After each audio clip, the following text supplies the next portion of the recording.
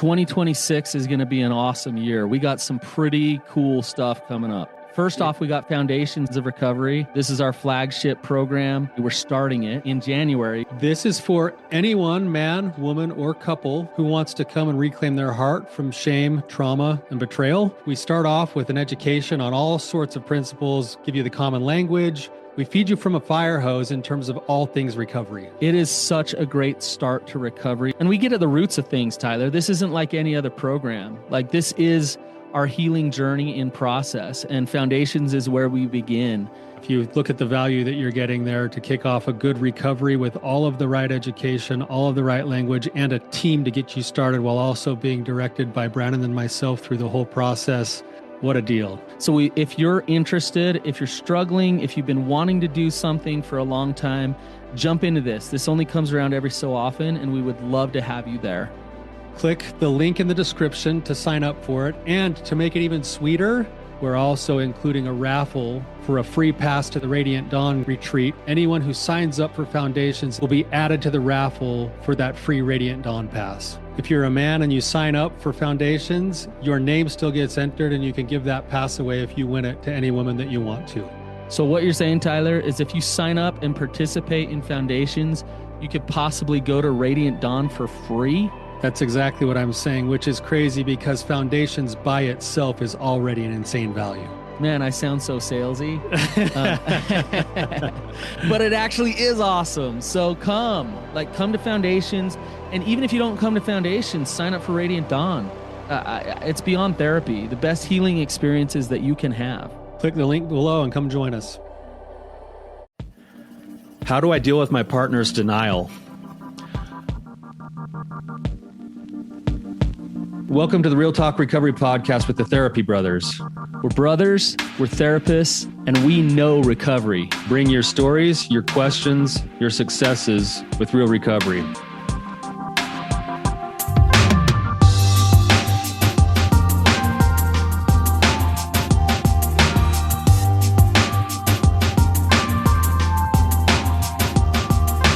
Tyler, there's a question that I've heard once or twice.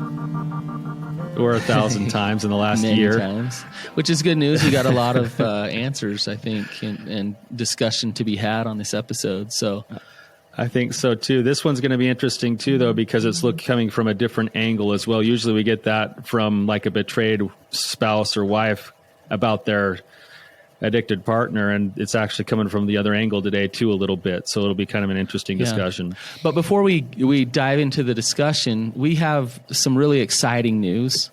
I think it's been a long time coming, and it's really by popular demand, I would say, Tyler. We do have our women's retreat coming.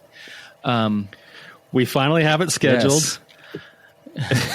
It's our Radiant Dawn conference, and it's scheduled for March 24th, which is a Thursday, and it goes through the weekend. So it's going to be awesome. It's going to be down in southern Utah, and food is provided, lodging, and most importantly, just a real life-changing experience for women to learn how to step into their femininity and who they really are. So I'm way excited about it. Tyler, do you want to tell them how to find information about it? Yeah, this is, again, something that I'm really excited about too. We've gotten a lot of feedback from a lot of the women who are listening to the podcast, and we've got like the perfect place set for it too. So find it at radiantdawnconference.com. is the best place to go to it. You can also reach out via the other channels with just submitting questions or anything. But it's important that if you want to come, we've opened it up, and the first 15 people get it at $500 off at $1,000. Yeah.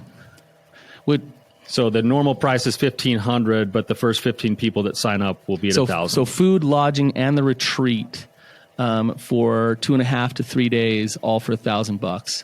You can't beat that, but you got to get in early in order to get that price. So the first 15 get that. So head over to radiantdawnconference.com, and that's DAWN, Dawn, conference.com. Get signed up as fast as possible, and we can't wait to see you there.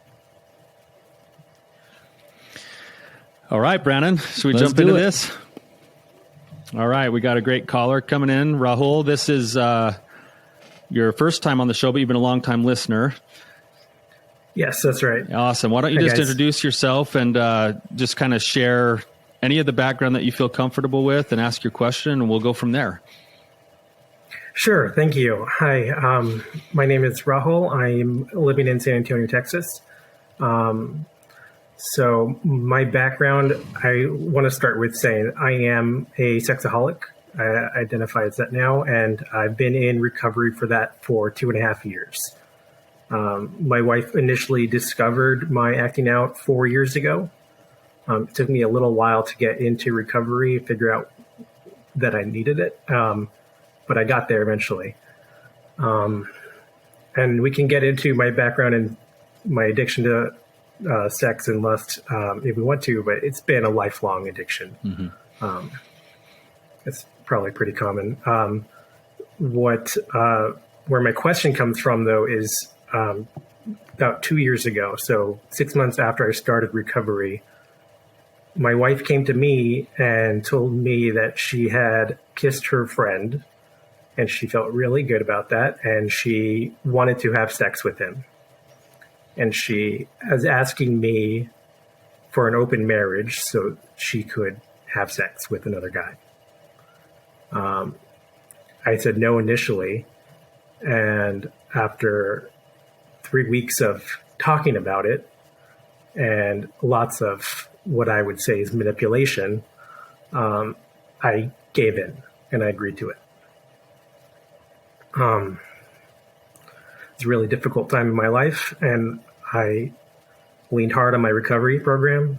I'm also an alcoholic, and I started going to AA meetings at that time, so I could go to meetings every day. And so that lasted about 3 months. She had that affair, and then a year ago, it started to happen again. And this time, it was a different guy. She said she had gotten in touch with an ex-boyfriend, started talking to him, and she wanted to go and help him with something at his house, with his home business. She had some excuse, and so she started going to his apartment every Sunday. And a month into that, I was getting suspicious about something was going on, that something had happened, and I asked what had happened because one time she was late getting home. She had gone in the morning. It was midday, late in the afternoon, and she wasn't home yet. And I texted and asked what was going on. And she told me in text that, sorry, I fell asleep. And she was heading home. I'm like, okay, fell asleep at ex-boyfriend's apartment. Mm-hmm. Doesn't feel right. So a few days later, I asked about that. And she admitted that she made out with him and was cuddling with him in bed, and they fell asleep together, and that's it. That's all that happened. And she continued to see him every Sunday after that, even after that. I thought she stopped seeing him in January. Then through some snooping in May, I learned that wasn't true. And I don't know now if she's still seeing him. And she has decided several months ago that Sunday is her day out. We have 3 kids, by the way, ages 3, 7, and 14. But Sunday is her day out for months. For most of this year, she's taken it as her time out, time away from the family, away from the house. And she refuses to tell me anything, not even what time she'll be home. And it's traumatic for me. Every Sunday is traumatic for me. Again, I think that goes back to last year. Every Sunday was the time she would go see her ex-boyfriend and do God knows what with him. So now that she's still disappearing every Sunday and not wanting to be accountable and not wanting to be open or honest about what she's doing, even if it is innocent, her closed offness makes it really hard for me to trust her. And and what I see from her a lot is denial about her actions. She seems unaware of how her actions have hurt me, even though I've told her, and she continues to blame me for everything. It is all my fault because of my sexualism. She's done nothing wrong. She's just living her life. And she seems to be in denial of the very fact that we're even married. What occurred to me yesterday was, I know reality is that we are married. We have not signed any papers. We still live in the same house. We live in separate bedrooms.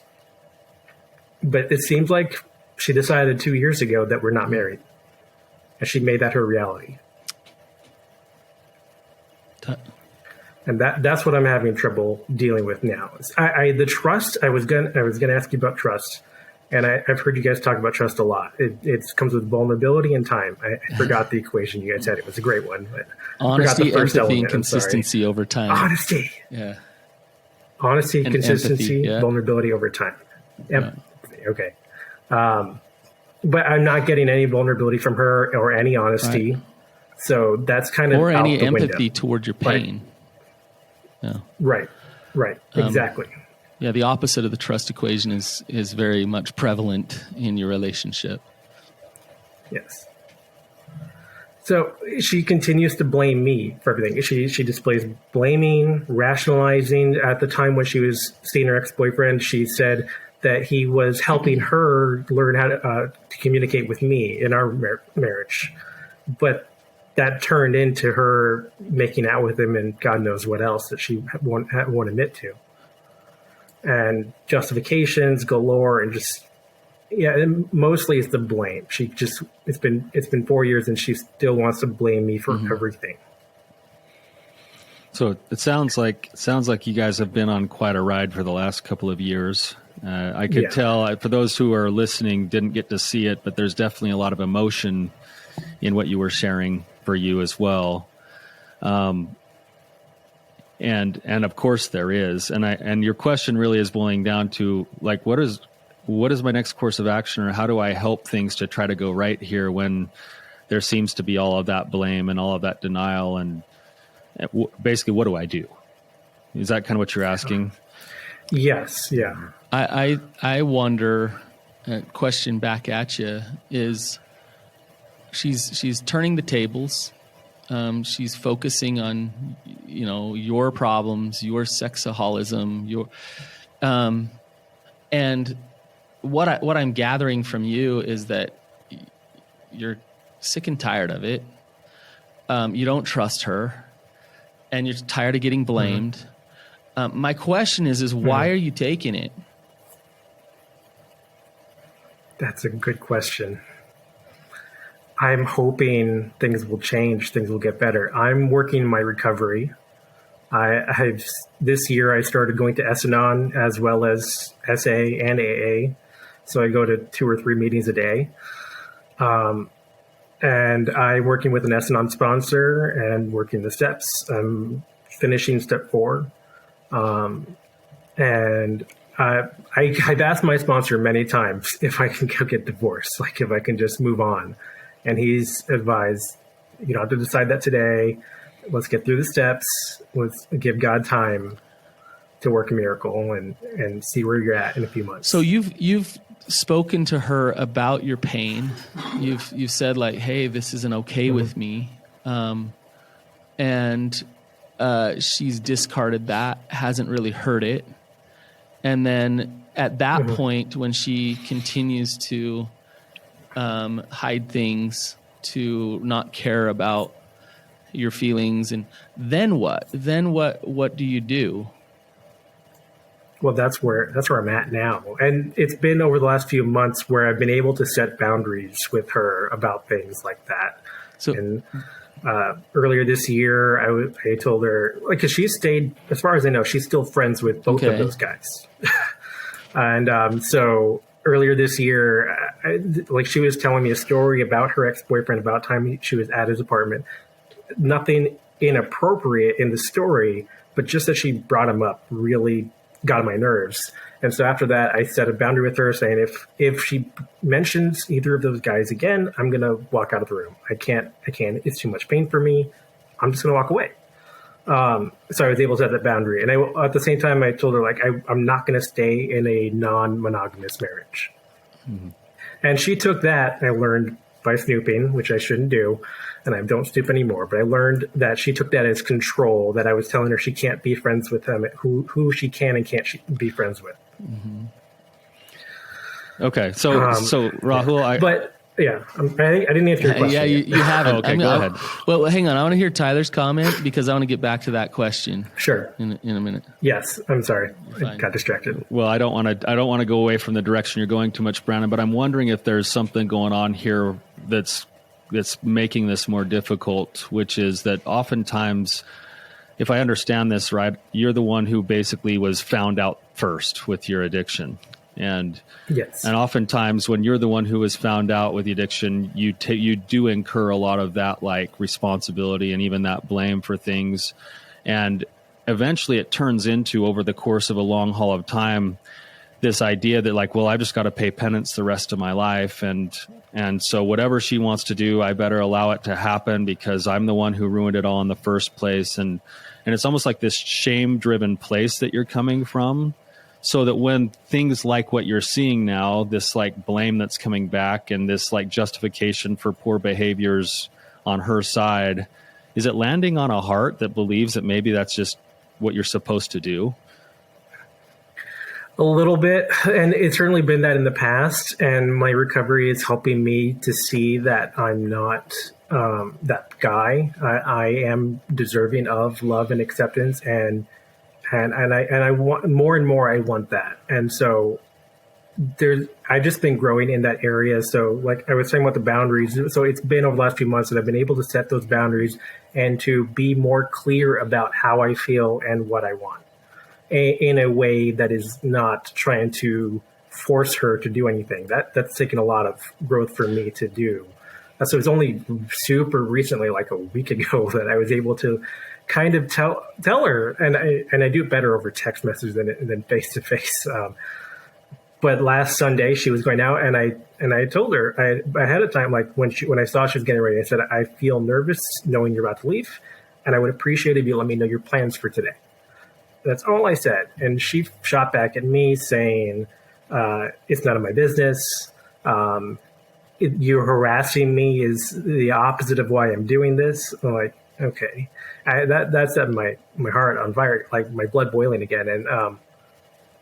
But I was able to see, like, I wasn't harassing. I was stating my feeling. I was making a request. I didn't demand anything from her. But that's a growth. So I'm really getting to the place where I'm now faced with a decision. Do I keep waiting, or do I leave? And we have 3 kids to consider too. So I actually really like what you're saying. What you're saying is, I'm getting to the point where I'm starting to communicate to her who I am. But that's good. That's awesome.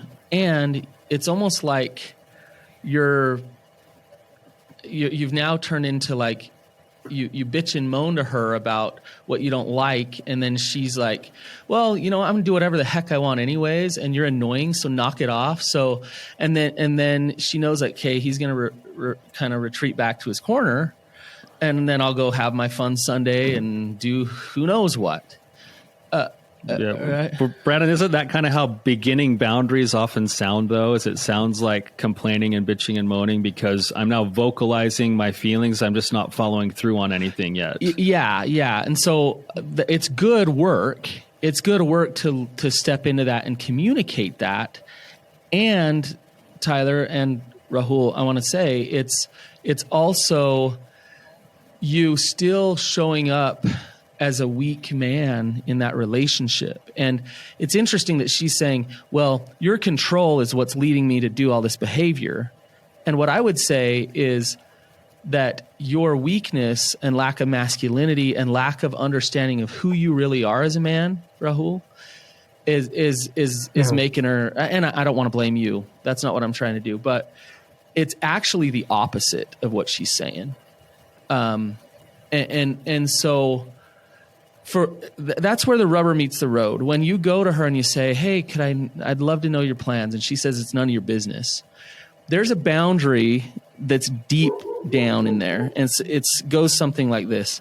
I value partnership and I value communication. I value connection and an understanding of what we're doing together. And when she says, you know what, forget you, I'm going to do whatever I want, she's saying, I don't care about who you are and I don't care about that value.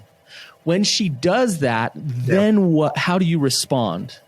Right? That's the important part, is not saying it to her, but how do you respond in self-care, in authenticity, in showing who you really are in the relationship, and not in fighting and going into drama and being a jerk to her, but in love for yourself. That's where you show your strength. That's where you show your confidence in knowing who you are. Is this making sense? Mm-hmm. Yeah, and it's right where I'm at. And I responded to it by leaning into my fellowships and talking to my sponsor, talking to my brothers and sisters in recovery, and sticking with it. I just don't know how to deal with her in that situation. Yeah. In the situation I live in every day. Well, what do you need? So I really like what you just said. So you need some support in that moment when she says, basically, I don't care about you. So you got that support. That's excellent. That's part of you listening to your truth and getting help. What else do you need? What do you need in the relationship? Well, I like what you said. I need honesty, communication. And I want to feel like we're equals in this relationship. Her feedback that we're partners. And she doesn't want to give up her feedback to you though is I'm not giving honesty and connection. That's right. And you can't control her. So time and time again, you've gotten that from her. Like, I'll disconnect when you ask for that. Boom. Right. I'll turn the tables. I'll blame you. Okay. So that's what you're getting from her. So now, what do you need to do for self-care?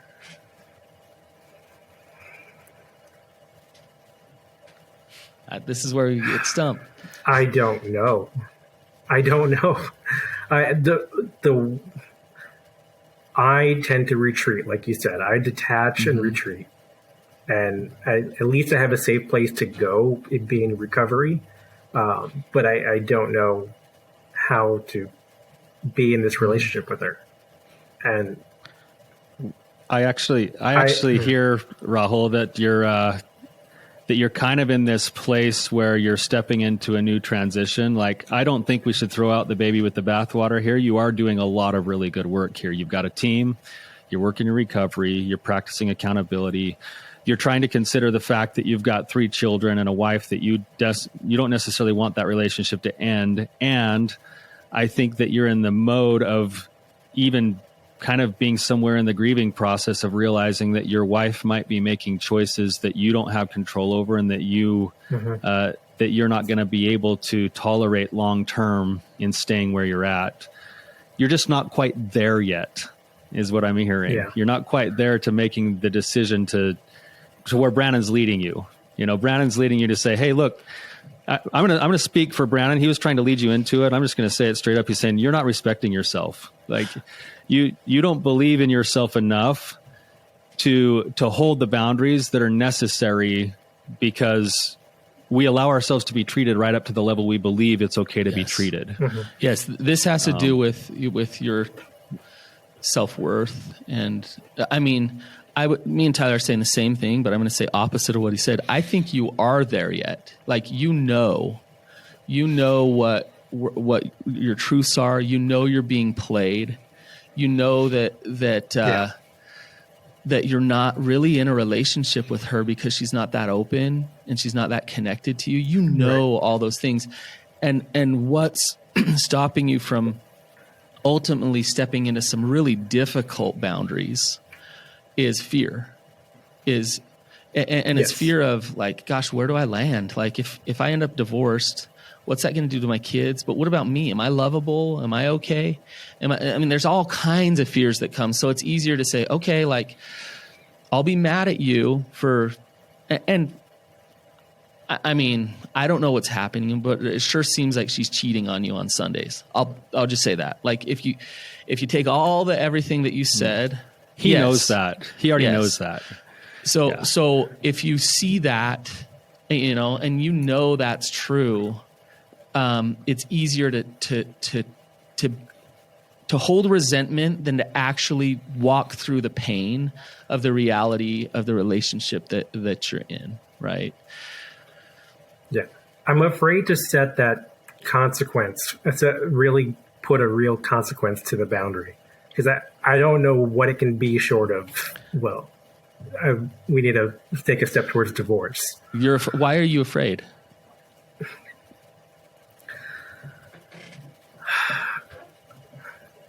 I'm afraid of losing my kids. I'm afraid of living on my own, and I don't. It's a lot of what is it going to do to my kids? Because I grew up. My parents divorced when I was around 10, and that was a really, really hard time in my life. And I think that's when my depression started and didn't stop until recently. So I'm really afraid for them, of what it's going to do to them. But at the same time, I should be more afraid of what our current marriage is doing to them, because they see the tension in the house, and it can't be good for them. Listen to that fear that's holding you hostage. Like that's legit. Is you're a 10-year-old, your parents get divorced, you know what that feels like. And you got 3 young kids in your home, and you're thinking, the last thing, I love my kids so much, the last thing I'm going to do is inflict those wounds onto them that I had to endure. Like, I mean, that's intense. So it holds you hostage. It holds you hostage to not have boundaries in your relationship. And there really is a fallacy that me and Tyler see all the time, which is if you have honest boundaries in a relationship, you're actually fighting for the relationship. But good, healthy boundaries destroy toxic relationships. So it looks like you're the one that's going to destroy the relationship, when in reality, it's your wife choosing not to be in a relationship with you. And that's what's actually going on when you show up honest. Yeah. But there it is. There's the fear that's holding you hostage, and for good reason. But I really like where you went with it. Like, what are you modeling to your children, and what kind of wounds are you inflicting by keeping the current system in place, right? Yeah. What really hit me hard on Saturday, my wife was in a bad mood, and she was telling the kids to get ready to go somewhere. I don't know. She wouldn't say where she was taking the kids. And my middle child was upset. He didn't want to go wherever. And I was trying to ask my wife, without asking. My sponsor encouraged me to not ask questions, to state feelings. I would say, I'd like to know where you're taking the kids, and I'd like to know if I can come too. And she said out and no. and my son picked up on the tension, and what he said to me was, "Mom hates you." Wow. And this is from my 7-year-old. Mom hates you. Wow. There it is, coming from your 7-year-old. Yeah, that hit me hard. Could I and I couldn't argue with him. I know she does, but like, I can't keep subjecting them to this. And getting back to the denial, what I was thinking about yesterday, because I led a meeting in Esnon, and I was talking about denial, and I was thinking back to her denial about our marriage. Like, in her mind, we're not married. She's just living her life on her own, and she doesn't treat me like a spouse or a partner or a co-parent even. And then I have my own denial. I'm blaming her for my problems too. Mm-hmm. And I can't figure out where reality is. Like, I know we're married, but she has decided we're not married. And is me not willing to accept that is a form of denial? Yes. Or would that be enabling? Both. If I just start acting like we're not married? Am I enabling her fantasy? Both. And I can't make sense of any of that. It sounds like you're on the right track there, Rahul. I want to have you just sit with this for a second, and you just tell me what rises to the surface. All right. So there's a couple of options that you have here. One is you go the direction that Brandon's talking about, and you stand up for yourself and you hold your values, and you try to figure out how to help your kids see that those values are important. Or you stay in the marriage you're in for the kids' sake. All right. But if you stay in the marriage that you're in for the kids' sake, the work you have now to do is to be okay with everything your wife's doing so that you can suffer less. So, because if you were to sit with, if you were to sit with either option, knowing that there's going to be work either way, which option rises to the surface is the right option for your heart? The first one. The first one. Why?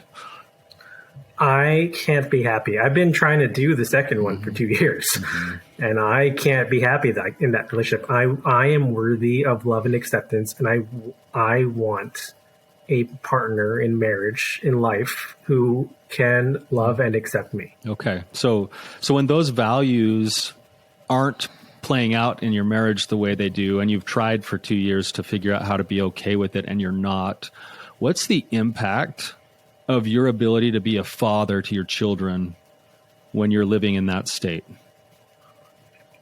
I detach a lot, and it's my kids have picked up on that, and my oldest has said I hide out in my room and I'm not involved. So on the weekend, so out of the weekend, half the weekend I am in a state of trauma. At least I feel like, so I do detach a lot and try to take time to myself and do the self-care that I need. But doing that much self-care means I have a hard time giving my kids the love and attention that they deserve. Mm-hmm. Yeah. The other thought, that's you're spot on there. So do you hear what you're saying now, Rahul?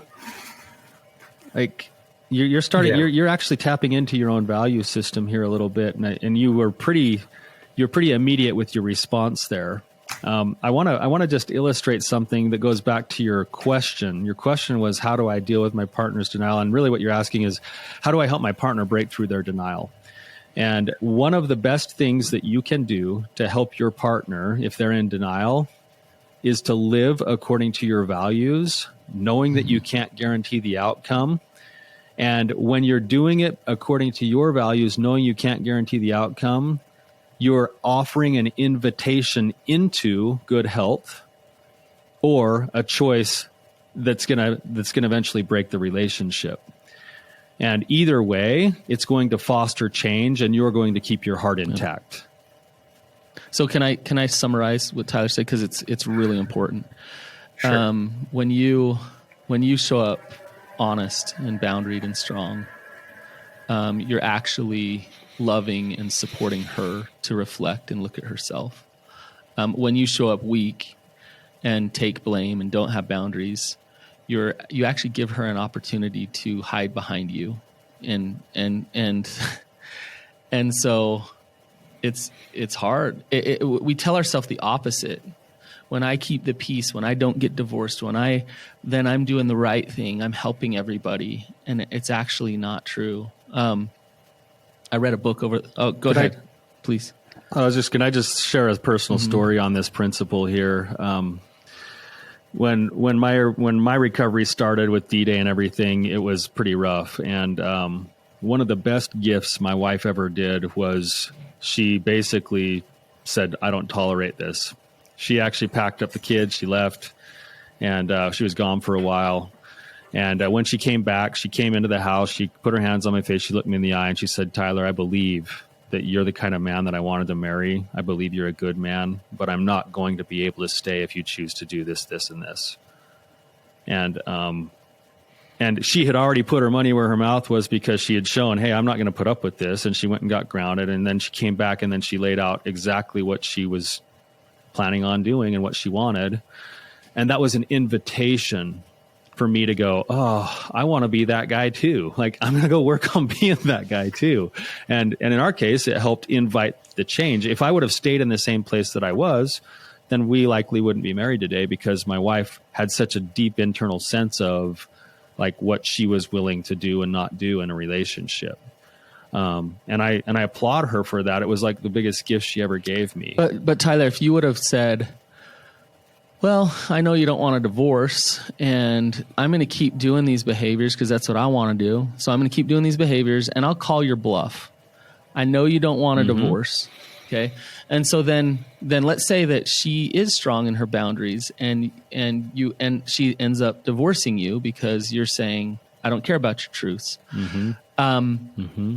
Well, she then is giving you another invitation. Now there's consequence for your choice, and you get to deal with that consequence instead of her taking it on for you. Right? Yes. So now you get to deal with being divorced, and that's what you chose. She's saying, I can't be married to a man who's not faithful to me. That doesn't work for me. And then you have more opportunity to learn and grow from the consequences that you're getting. And that's not, she's not to blame for that. Right? No, not at all. I think that's the other thing that's been riding through my brain as we've been talking here is this, it seems this way all the time that we love to blame others for the pain they cause us when they make bad choices, but we love to take that blame to a new level, and we love to blame others for our choices because of the pain that's been caused. And that doesn't work. Like, whatever I would choose to do as a result of my wife divorcing me would still be mine, and I'd have to take ownership for that. Yes. Yeah. The same way that she'd have to take ownership for her choices to divorce me, even though it would be painful, it would still be her choice. Right, but if I can have my cake and eat it too, if I can have affairs, if I can go off every Sunday, do what I want, hide it from my spouse, treat my spouse like dirt, but you know what? He's still going to pay the bills. He's still going to take care of the kids. He's still going to hold like all this stuff so that we can keep the family together and not look bad like we're getting divorced. Hey, this is a great situation, but guess who has to get screwed here and take the brunt of it? Rahul. Right? you know. Yeah. Rahul, are you Christian? Are you religious? No, I didn't grow up religious. I've only found spirituality through the program, through recovery. So I've got to that place where I believe in my higher power. So do you like, if your higher power, if you got a feeling like something was right, and that something that was right felt wrong, well, it not felt wrong, it seemed wrong. So like, let's say you got a feeling that getting divorced was right. Okay. And I was going to use the analogy of Abraham and Isaac, right? Like I was talking to somebody yesterday and I was saying, if God told me to do something, if it seemed crazy, I need to still do it. If God told me to do it, because if God's telling me to do it, there's this space where you step into the dark, you step into the unknown. And if you have this good, peaceful feeling from a higher power saying, this is the right thing to do, even though it's scary and hard and painful, then it's still the right thing to do. You just don't know how all the cards are going to fall, right? And fear will come in and say, no, I got to hold on and make sure the cards fall a certain way. But if your higher power is there and you turn your will and your life over to the care of a higher power who's got you, step 3, then you're going to just go forth with these boundaries and not so much fixate on how this is all going to end up. Does that make sense? Yeah, right. What you're saying makes sense. I've been learning more and more about the difference between my will and God's will. It's confusing early on. And what helped me a lot that I heard recently in one of my meetings was the difference between God's will and my will is urgency. If it's urgent, that's my will. So I've been part of what I'm waiting, why I'm still in this situation is I'm waiting till I feel more at peace with the decision. So that way I'm more clear that it's God's will and not my will. Because I've been wanting to get divorced for months. Like I've been thinking about it for a long time. I think there's some real merit to coming to that place of peace. And I would also suggest that it's not just waiting on God that's going to like give you the peace. It's continuing the journey and the work of caring for yourself the way that you're trying to care for yourself that will elevate your ability to have that peace. And absolutely, that's what I'm doing. Yeah, and I hear that in you, and I think that's gonna happen. I wonder. I'm kind of somewhere in between, because I wonder if you're kind of using that as denial. So, do you understand what I mean? Like, it's like possible. you're in a lot of fear to actually move forward. So then I can justify not moving forward by having my sponsor, my program, and everybody say, stay in patience. But because from the get-go, what I'm hearing from you is like, I'm not in peace. I'm not. You're pretty clear about what your truths are and how you're feeling and where you're at. That's pretty clear to me. Tyler, would you say that too? Would you? I mean, with how quick he answered that earlier question, we know where your values lie. We know that you've tried it for 2 years, and that having an open relationship isn't going to work with your value system. Yeah. That's pretty solid. We're just we know reflecting that. that That's back not going to change. Rahul, is that's what we're noticing, that you're pretty clear about where you're at. And so then the question that I would lead to is then, like, to really search out, why am I really waiting? Is it because I don't want to be stuck in urgency?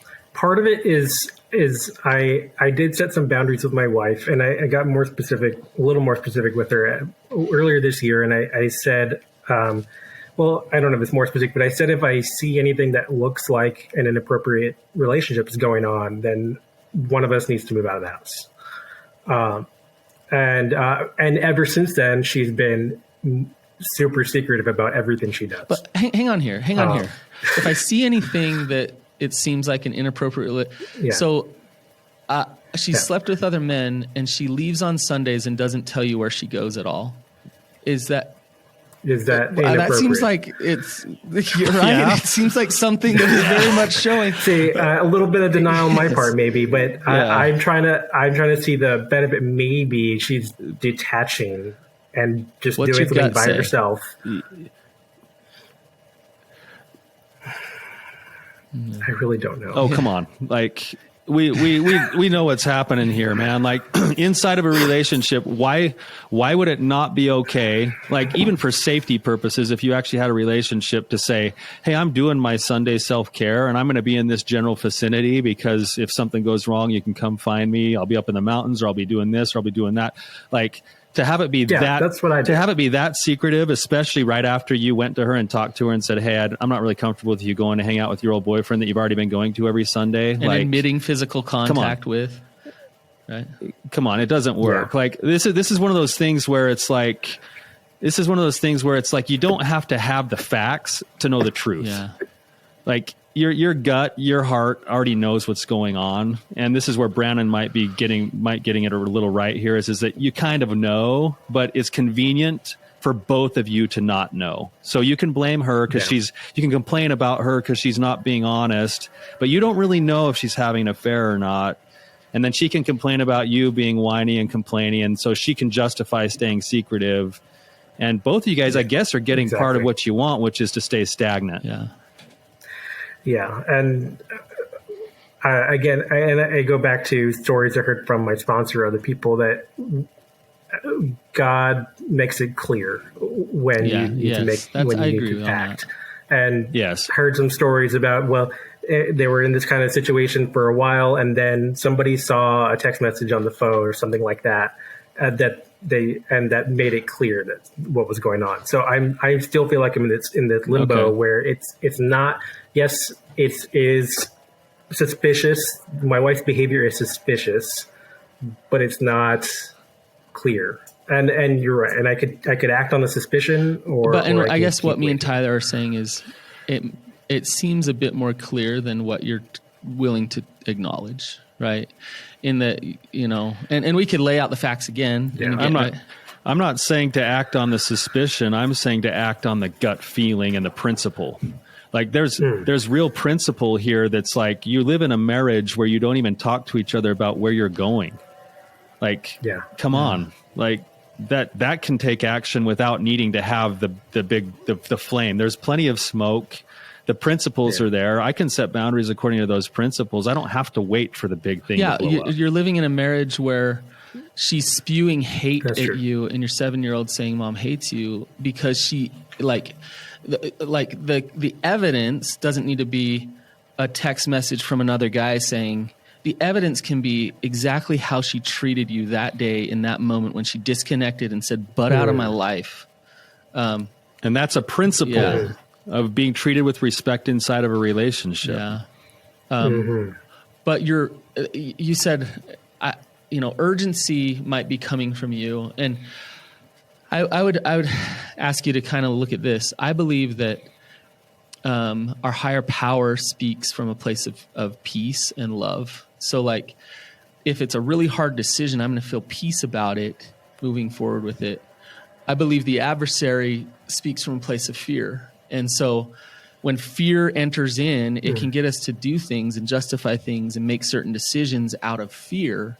And if we act out of that fear, it leads to suffering, and it leads back to us needing to learn lessons again. And I guess what Tyler and I are picking up on, Rahul, is we don't want you to suffer anymore. We don't want you to be stuck in that fear. We want you to trust yourself because your gut is speaking to you. Your intuition is in there. So you don't need to sign the divorce papers today. But by dang, like, I hope next time she turns the tables and blames you and drags you through the mud and disconnects in that way, you stand up to that and you say, this isn't okay.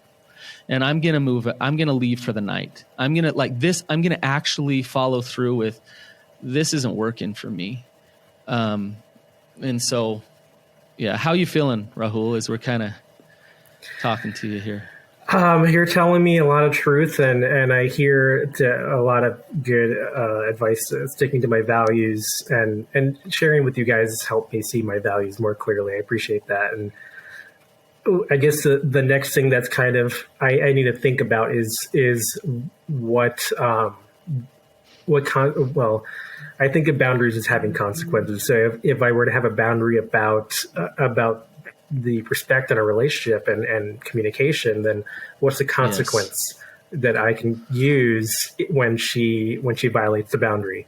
And I don't yet have an answer for that because I don't want it to go straight to I'm calling the lawyer. No. So I have to think about that, probably talk to my sponsor about that, and figure out what kind of consequence I can realistically use in that situation. The consequence needs to be what you need. It's not what you're doing to her. So whatever you need, when you need respect, you've already outlined some boundaries. You said, I'm not going to talk to you if we're going to talk about these specific things, right? Which is also convenient because now you guys can both stay in the dark on that.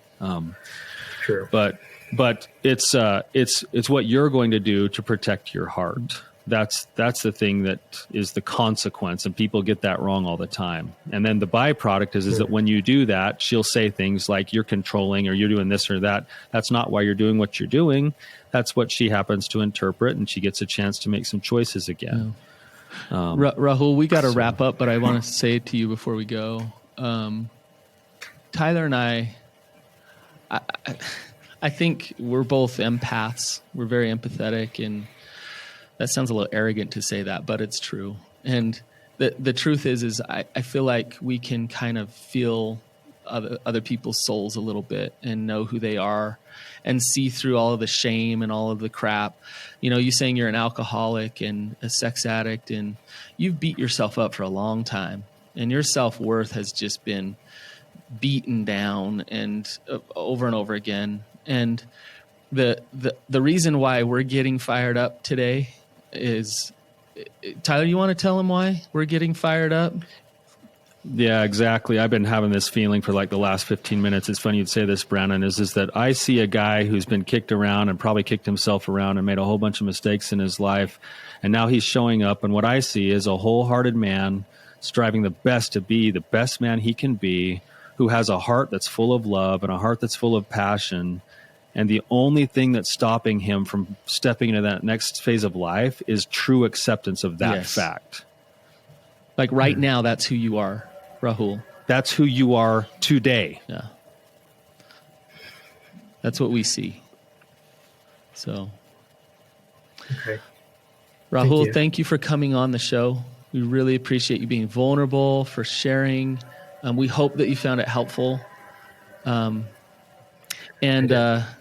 anybody who's listening, if this was helpful to you, if you learned from Rahul's experience, please share it with anybody who needs it. And we really appreciate you listening.